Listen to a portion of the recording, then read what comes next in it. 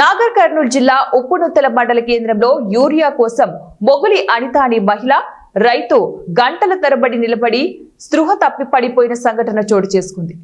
జప్తి సదనగోడు గ్రామానికి చెందిన మొగిలి అనిత యూరియా కోసం వచ్చి ప్రాథమిక వ్యవసాయ సహకార సంఘం బ్యాంకు వద్ద ఉదయం 8 గంటలకు క్యూ లైన్ లో నిల్చొని మధ్యాహ్నం 1 గంట వరకు దాదాపు 8 గంటల పాటు నిల్చోవడంతో సొమ్మసిల్లి పడిపోయింది.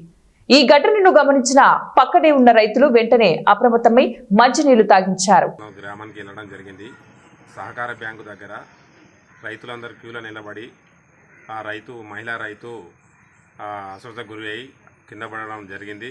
ఆ తోటి మహిళలందరూ కలిసి ఆ మహిళకు నీళ్ళు దాపి అలాగనే ప్రభుత్వ ఆసుపత్రికి తరలించి ఆ రైతు సదగొడు గ్రామస్తురాలు, ఆమె పేరు అనిత, ఈరియా కోసం లైన్లో నిలబడి సహనం కోల్పోయి కింద పడడం జరిగింది. ఉప్పునుత్తల మండలంలో సహకార బ్యాంక్.